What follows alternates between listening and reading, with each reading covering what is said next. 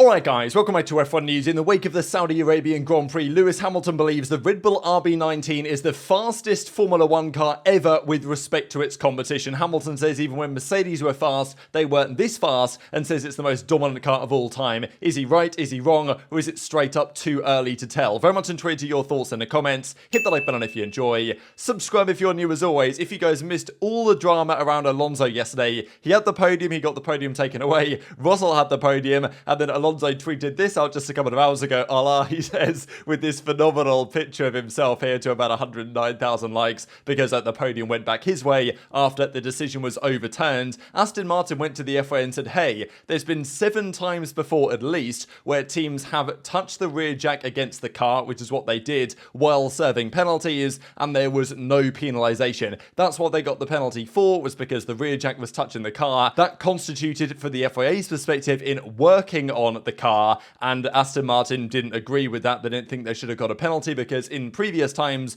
despite that technically being the way the rules are written, it hasn't been applied that way in the past, and therefore Aston Martin said it shouldn't be on this occasion either, and therefore he was reinstated onto the podium for, his 100th podium in Formula 1, which is quite remarkable. So yeah, it seems like what's going to happen now is the FIA is going to have to go away after another shambles from them and rewrite the rules to say, look, if this happens in the future, it's not going to count as working on the car, or they will change it such that, going forward, you can't have it on the car, basically, type thing. So anyway, Alonso got his podium back, which is certainly deserved. There was also discussion before the race, though, when he got his 5-second penalty initially, as to whether other cars should have got the penalty, and the fact that this is inconsistently applied. Look at this image here from Albert Fabrega. This is, if it wants to load, right at the front here, Fernando Alonso. And as you guys can see, further back, other drivers were also out of their position, but weren't penalised as such. So this is the thing, right? Why are they applying it sometimes and not other times? Yes, Fernando was out of his position, but still it's happened before, and it will happen again, potentially without any penalties for other drivers. So just straight up inconsistency from the FIA. But the standings look like this. Red Bull 87 points, almost the maximum. They have got 43 points from a weekend and 44 points from this weekend. I think it was Zhou that took the fastest lap point off anyone out in Bahrain, but they're 87 out of 88 so far. Aston are second, tied with Mercedes, then Ferrari in P4, and from then AlphaTauri and McLaren, the only 2 teams not to have a point so far. Ferrari, bit of a shambles for them this weekend. The Italian media is going super hard on them as well, because apparently the drivers didn't mind the car too much. They didn't even complain too much about the car. It's just slow. They were able to go as they didn't exactly have any issues with understeer or oversteer or anything. The car is just not having the performance right now, the SF23. Certainly on the hard tyres, and the gap, according to Giuliano De Kessa, from Ferrari to the Red Bull is something like 1.3 seconds. That's the same as the Mercedes. It's about a 1-second gap to Alonso, and that goes to show how good this Red Bull is at the moment. Fred Vasseur even says, enough with the BS, we need to understand what we've got wrong and push to change it. But this is where the questions arise about this RB19. It was dominant in Bahrain. The question was, how good will it be when it arrives into Saudi Arabia? Will it be as good over the course of the season as it was in Bahrain? The early evidence is, yes, this car aerodynamically is far above and beyond anything the grid has to offer. These were the numbers here for this weekend. In terms of race pace, last time out in Bahrain, it was probably even more one-sided. Aston Martin technically about 6/10 down, but let's just say the Red Bull last time out in Bahrain they were taking things very easily and driving to set times, as they were again this time around. And look at the race pace numbers, especially on the second stint, where things were generally playing out with the 1-2 as it was. Verstappen and Perez on the same time. Now, Horner says, Christian Horner, that they were pushing hard, and this is just the pace they had on the day. Perez is great at street tracks, don't get me wrong, but I think they were driving to times. Let's be honest here. I don't really think they were pushing, all out for this, especially when Verstappen started to think he had an issue again and backed off a little bit, but then took,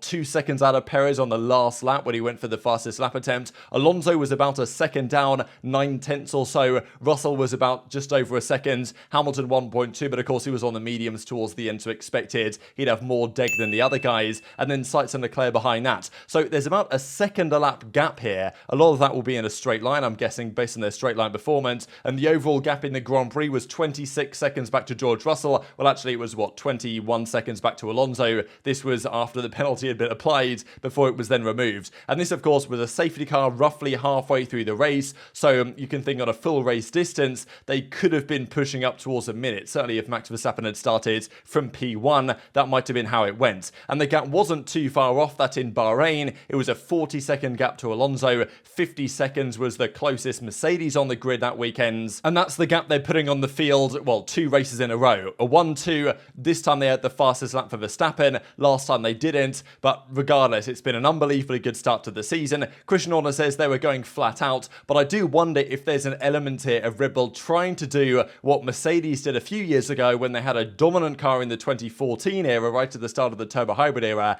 and trying to show they've got less advantage than they actually do, because I don't think they were going flat out here, to be perfectly honest. And this is Lewis Hamilton's perspective. He's no stranger to a dominant car in Formula 1, and I do wonder whether because he was in many of those cars and not seeing them on the circuit or not seeing them fly past him, that he underestimates how good some of those cars were. But he still makes the point, I've never seen a car so fast. Speaking of the Red Bull RB19, when we were fast, we weren't that fast. That's the fastest car I think I've ever seen, especially compared to the rest. I didn't even bother to block Verstappen because there was a massive speed difference and there was nothing that I was going to be able to do. So quite the statement here from Hamilton, right? Saying that after seeing that Red Bull fly past him, he just feels like it's the fastest F1 car ever relative to the competition. Now, in terms of fastest F1 car ever, it's got to go to the Mercedes W11 from 2020. In terms of pure performance, that was the quickest that we've ever had in Formula 1 history. And also relative to competition, the W11 was very strong compared to the rest, certainly around certain circuits. However, in terms of win percentage, even last year's Red Bull RB18 was getting very close to the all-time records, and the RB19 is looking to smash them out of the park. Relative to competition,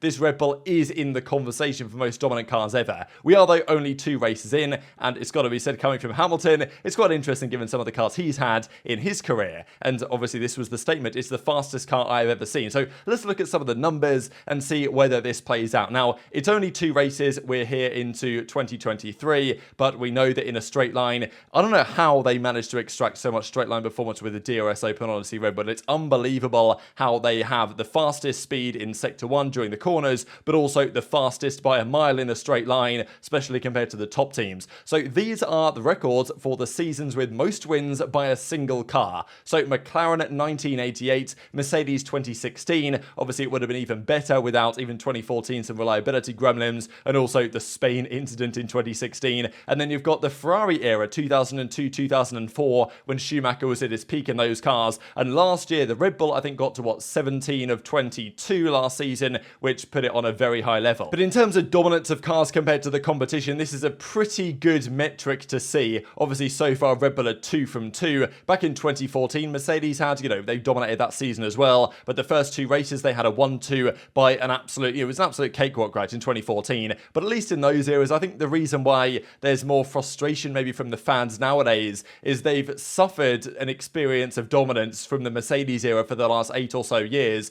But at least during that period, there was most of the years some degree of competition, either between Hamilton and Rosberg or between Ferrari were competitive, 2017, 2018, 2019, and that kind of era. So, Mercedes didn't always have a free walk in the park, whereas this year it feels like that's what Red Bull have. And also, can Perez really match Verstappen over 23 races unless reliability heavily skews his way? Probably not, to be perfectly honest. So that's where some of the frustration comes in, especially because people have just, got out of the dominance, and now we might be back into the dominance, and you can understand why there might be frustration there. But nonetheless, it's early days. But does Hamilton have a point? Looking at the numbers, the 2016, 2015, 2014 Mercedes, in 2015 early on, they were out qualifying any non-Mercedes by well over a second at times.